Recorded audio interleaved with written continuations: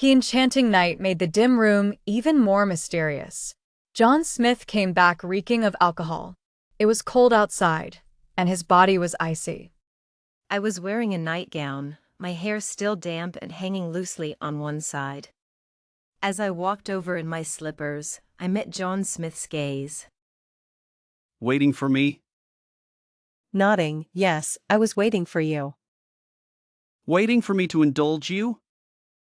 His teeth were white and attractive, but whenever he looked at me, he always had a disdainful sneer, and his words were always meant to stab at my heart.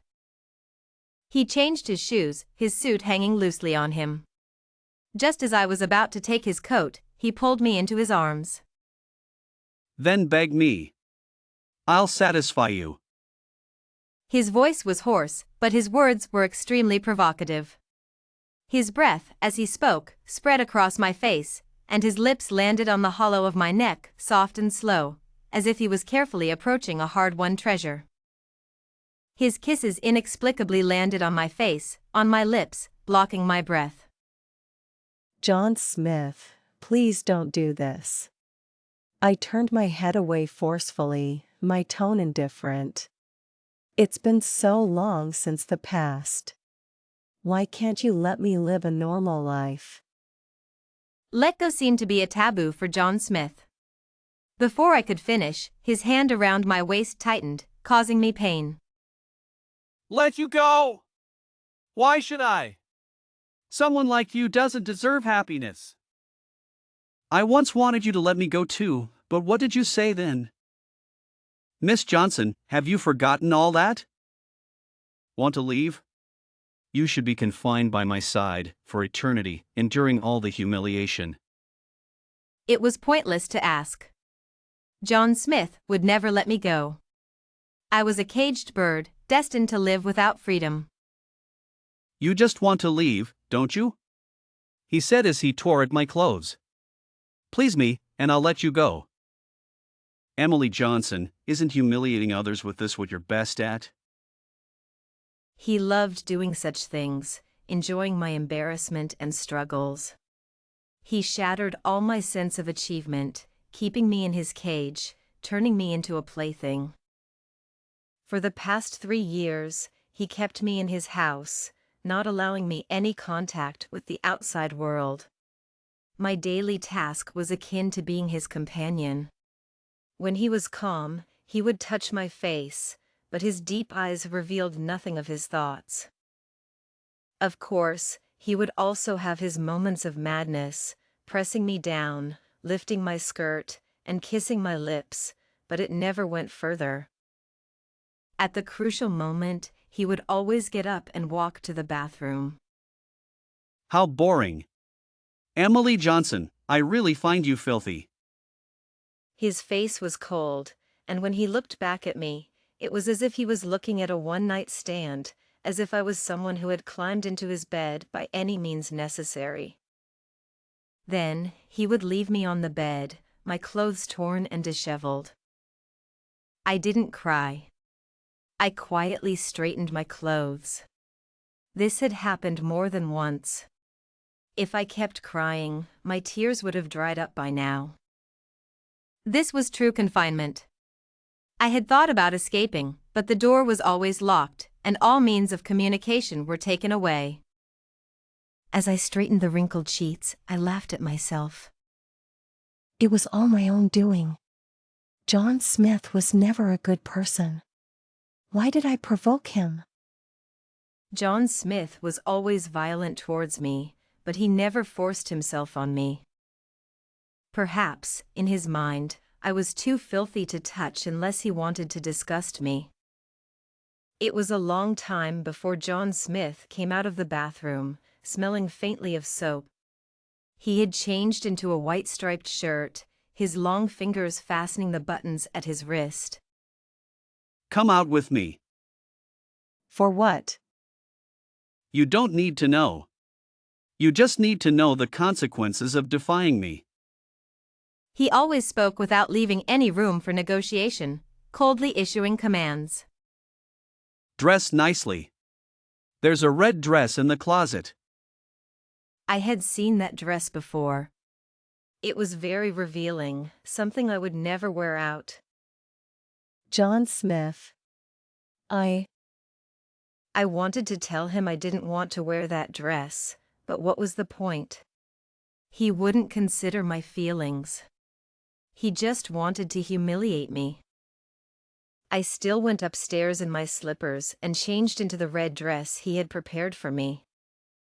When I came down, his gaze lost focus for a moment. For the first time, he touched my hair with a gentle expression, his eyes shining as if he was the white-clad boy I once liked. But such expressions were fleeting. In the next second, his face was cold again. Even dressed up, you're not even a fraction as good as others. Barely presentable. I didn't know who he was referring to. Perhaps he had someone he couldn't forget. But the John Smith I knew before wasn't like this. He took me into the game room, filled with smoke. I never liked coming to places like this, and he knew it, but he didn't care about my feelings. The moment he stepped in, several women clung to him, completely ignoring me. He enjoyed their flattery, entering the private room with women on both sides. John Smith, I'm going back, I said lightly, but he glanced at me sideways. Who told you to go back? Stay here and keep me company.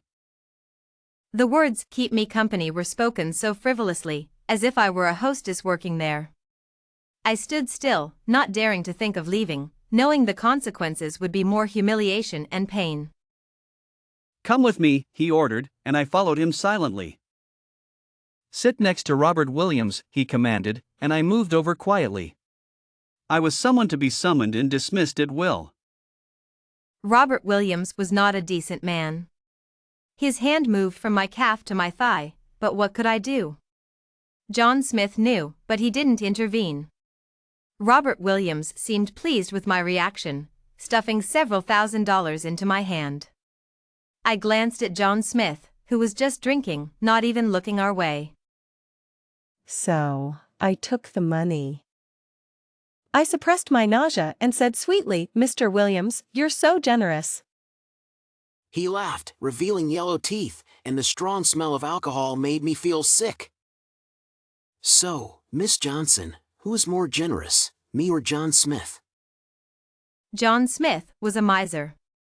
I was about to respond with a flattering smile when John Smith pulled me behind him. Emily Johnson, why are you so cheap? Do you have to flirt with every man? Get out! It took me a few seconds to react, but I felt a burning anger inside. Yet, I couldn't say anything and quietly left the room, leaning against the wall of the game room, lighting a cigarette. I never used to smoke, I even hated the smell. When did it start? Was it when I was pretending with those so-called like-minded friends, or during John Smith's repeated torment? I had smoked half a cigarette when someone snatched it away and threw it in the trash. A woman smoking like a man? The man who took my cigarette had a buzz cut, wore a clean denim jacket, and had a rebellious yet sincere look in his eyes. It was Michael Brown, my childhood friend. Michael always looked out for me in his own way, ever since I could remember. I instinctively looked towards John Smith, but Michael wrapped me in his suit jacket, the warmth spreading through my body. Why do this to yourself? John Smith mistreats your feelings. Why put yourself through this? I noticed Michael was holding a glass of wine. After wrapping me in his jacket, he took a big gulp, his face turning red from the alcohol. Let's go home, Emily. John Smith might stay out tonight. Men do understand men. I waited outside for a long time before John Smith came out, drunk, with a shy-looking woman in his arms. She looked at me provocatively, her arm around John Smith's neck, asking about my identity. I averted my eyes, looking elsewhere, and Michael saw it clearly. She's just a woman who keeps me company in bed, John Smith said. The woman seemed satisfied with this answer, her red lips parting to reveal perfect teeth. Then it's not too much to have her serve us, right? John Smith didn't answer, which was a tacit agreement. I'll take her away. John Smith, you really have no conscience. Michael tightened his grip on my wrist, his fingers turning white. Why do you say that? Michael's reaction seemed to amuse John Smith. He glanced disdainfully at Michael's hand holding my wrist and snorted. Because you treasure what I discard. Don't you know how she used to please me in bed? John Smith's words were so harsh that I couldn't stay silent behind Michael anymore. My face turned pale, and the hand Michael was holding felt cold. John Smith! I shouted his name angrily for the first time since being confined. Don't go too far. What, did I say something wrong? Why pretend to be pure? I've seen every inch of your body. John Smith didn't finish his sentence because Michael's fist had already landed on his face. But I forgot to tell Michael that John Smith had a black belt in Taekwondo since he was 17. So the result was predictable. I don't know what happened to Michael later because when the ambulance took him away, I was taken away too. 3 years ago, my father, David Thompson, was involved in shady dealings, frequently seen at various casinos. With his special skills, he made quite a bit of money, albeit unethically.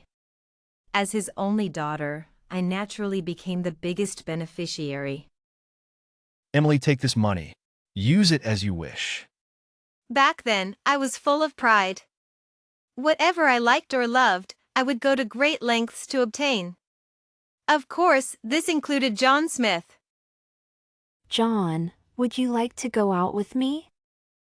No, Emily. I'm not interested. The biggest blow I had suffered in 10 years was John Smith's defiance, shattering my pride that everything was within my grasp.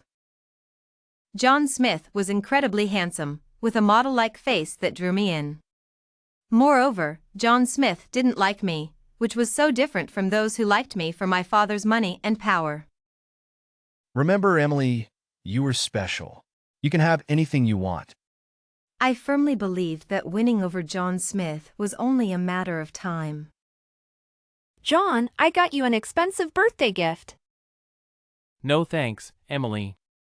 I don't want it. John, let's go to the movies together. It'll be fun. Emily, you're really annoying. Why don't you like me, John? Why do you belittle my feelings? Emily, you don't understand what it means to like someone.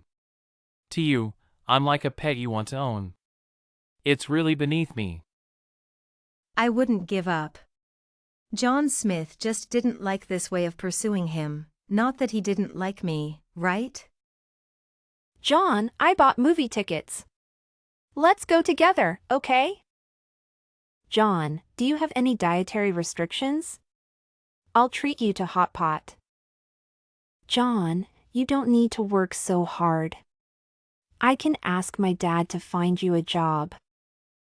John, stop pretending to be aloof. Talk to me. John, I'm at a bar. Can you come pick me up?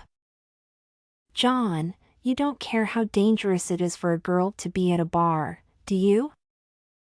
This was the last message I sent him. Before I could send another, John Smith's 2-second voice message came through. Emily Johnson, don't you have anyone else? Yes, John Smith, I only have you. During that time, tarot and astrology readings were popular, and almost all the results pointed to John Smith and me being destined not to be together. But I was stubborn and didn't believe any of it. Later, after my persistent efforts, John Smith stopped avoiding me. He agreed to give it a try. To give it a try meant we could be together. But Emily Johnson, why are you always so self-righteous? The room was tense, emotions running high as John and Emily faced each other. Miss Johnson, have you forgotten everything? John, I just want to leave. I can't endure this anymore. Leave? You should be confined by my side for eternity, enduring all the humiliation. It was pointless to ask. John Smith would never let her go. Emily felt like a caged bird, destined to live without freedom. You just want to leave, don't you? He said as he tore at her clothes. Please me, and I'll let you go. Emily Johnson, isn't humiliating others with this what you're best at? Emily wanted to get up and fetch some water, but the thermos was outside. It wasn't far, so she forced herself out of bed, slipped on her slippers, and opened the door to the hospital room. The thermos wasn't there. John Smith must have taken it to his office. She hesitated. Confronting John Smith now would be unwise, but No matter what, even a devil like John Smith can't stop me from drinking water. But before she could push open the door, she heard voices. John Smith, let her go. 3 years is enough. I won't. Do you think I kept her by my side just to punish her? Perhaps it was the shock of hearing something she shouldn't have, or maybe her unsteady steps, but Emily almost fell when she heard those words. The people inside noticed her presence. John Smith, reeking of alcohol, opened the door and locked eyes with her. Emily turned to leave, almost running. But why was she running? Shouldn't she be the one asking questions? She should ask him the reason behind these 3 years of captivity. What was his purpose? But before she could get far, John Smith caught up with her. Emily Johnson, where do you think you're going? His grip was as strong as ever, causing her pain. You heard everything, didn't you? Yes, John Smith. Since that's the case, tell me, why did you imprison me for 3 years? What was your purpose? For 3 years, I've been sleepless, contemplating ending it all. You wouldn't know, John Smith. Even if I dragged you into this mess, I don't think I deserve this. John Smith, I'm begging you, let me go. She clearly saw tears in John Smith's eyes. He even raised his hand as if to touch her hair, but he pulled back, his tenderness replaced by the sharpness and decisiveness of a businessman. Emily Johnson, let me make it clear. I will never let you go. I don't understand. When I was with you, I had everything. Why do you insist on leaving me? John Smith's grip on her hand was unyielding, his dark eyes filled with suppressed rage. In an instant, all his restraint and frustration erupted.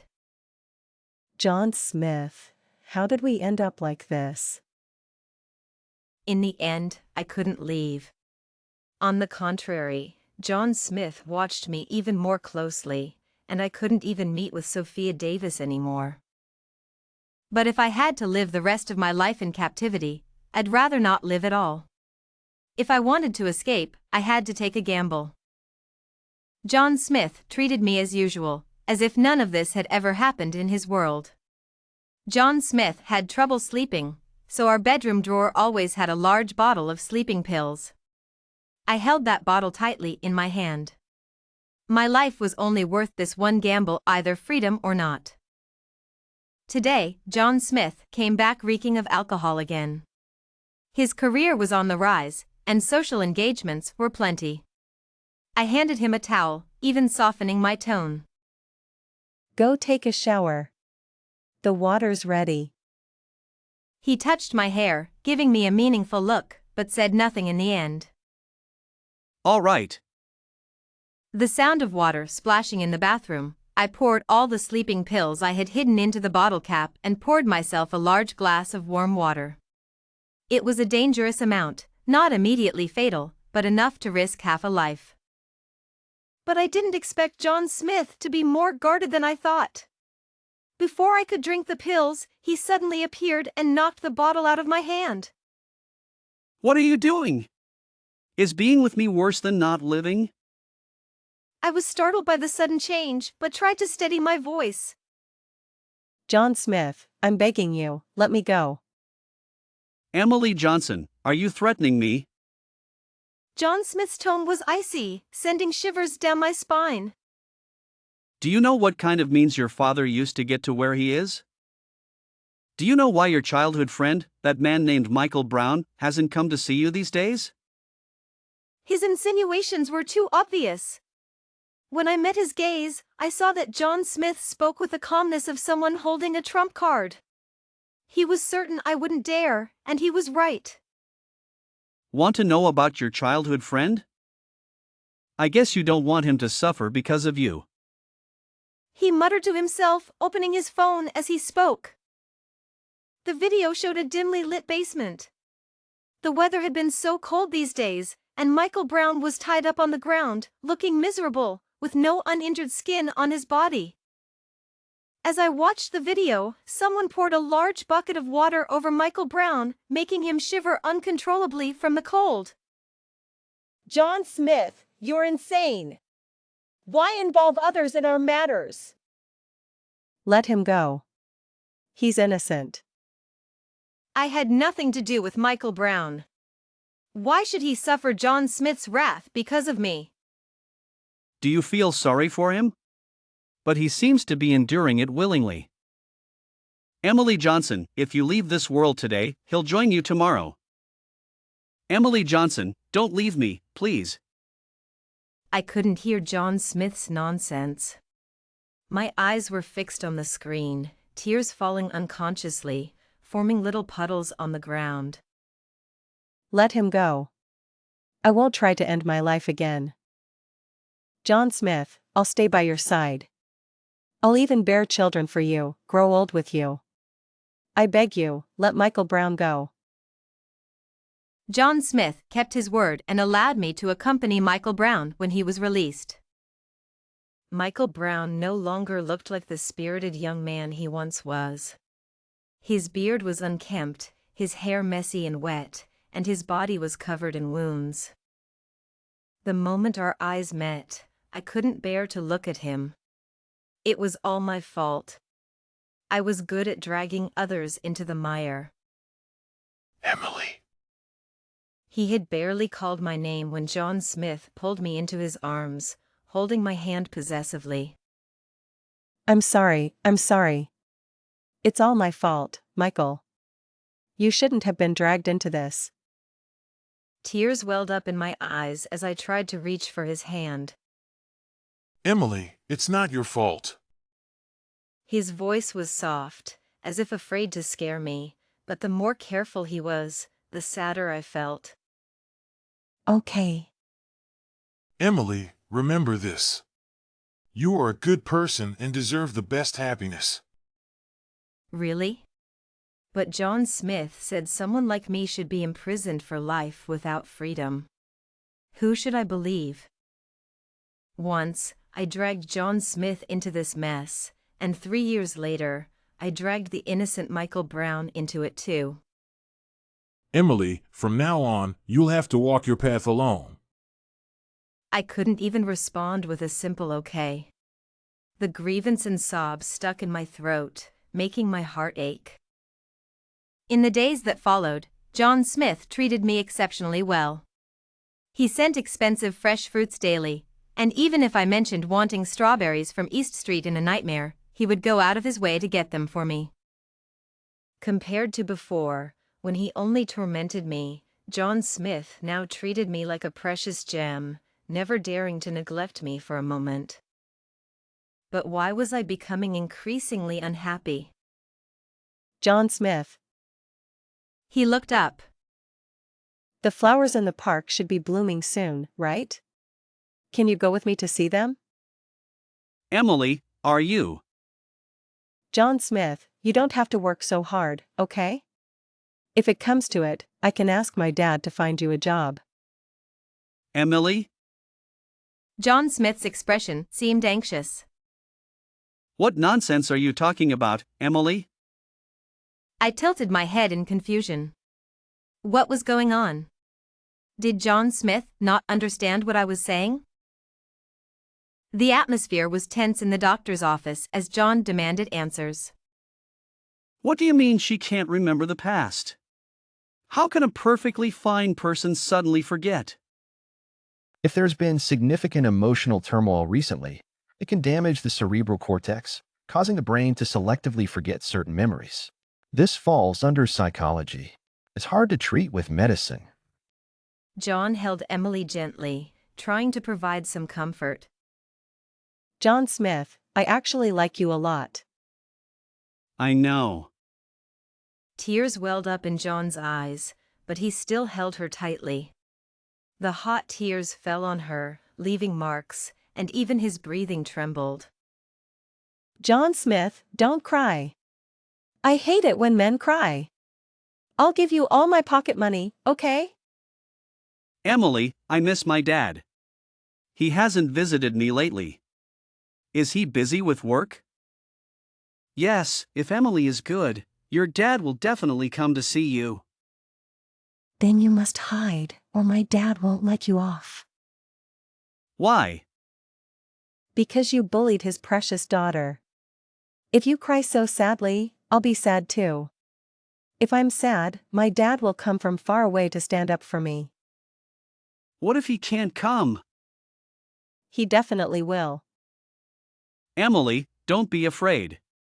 If your dad can't come, I'll be here. I'll always be here. Strange, what was he promising me? John Smith, Emily is so unwell now. Can't you let her go? John just kept drinking, bottle after bottle, until he couldn't even stand straight. No, I want to stay with her. Emily needs someone now. I must stay with her. He tried to stand up, staggering, but eventually fell to the ground. After several attempts, he seemed to resign himself, sitting on the floor, sobbing like a child. I'm sorry. I just wanted to keep her by my side. Isn't loving someone about protecting them? How could she face those debt collectors alone? Sophia Davis, sometimes I don't understand. Isn't loving someone about treating them well? Why is everything I do wrong? John's voice was filled with frustration and sorrow. I resented her for pushing me away without telling me anything. How did she know I wasn't willing to face it all with her? John, I don't want to let her go. I can't bear to. If hating me makes her feel that life is worth living, then it's okay if she hates me. John Smith's work didn't seem to be busy anymore. He stayed by my side all day, taking care of every little thing. Emily, do you want to go out and get some sun? I looked at him suddenly. He seemed to have been through a lot recently, with dark circles under his eyes and unshaven stubble. He didn't look at all like the John Smith I once knew. No, thank you. I don't want to go. All right, then we won't go. Do you want to see Sophia Davis and the others? They all miss you. And Michael Brown, do you want to see him? I'll go with you. The sun was shining brightly today, warming my face and body. Emily, please say something. Emily, let me tell you about myself.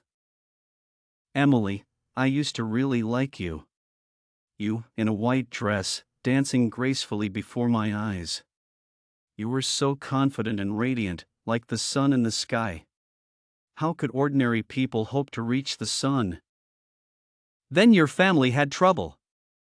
I wanted to take on some of the responsibility for you, but you heartlessly pushed me away.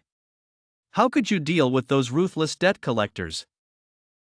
Later, I worked hard to make money, started my own business, and paid off debts, just to keep those filthy people from bothering you. Do you know why I confined you, why I humiliated you? I don't know either. Emily, no one ever taught me how to love someone. I thought this way I could keep you by my side forever. Emily, if you don't want this, I'll let you go. From now on, the sky is vast, and we will never see each other again. In the end, Emily couldn't hold on. During a time when John Smith couldn't watch her every moment, she somehow found a bottle of pills. She left peacefully, without suffering from the effects of the medication. John Smith, the girl you loved, you still couldn't keep her in the end. The end.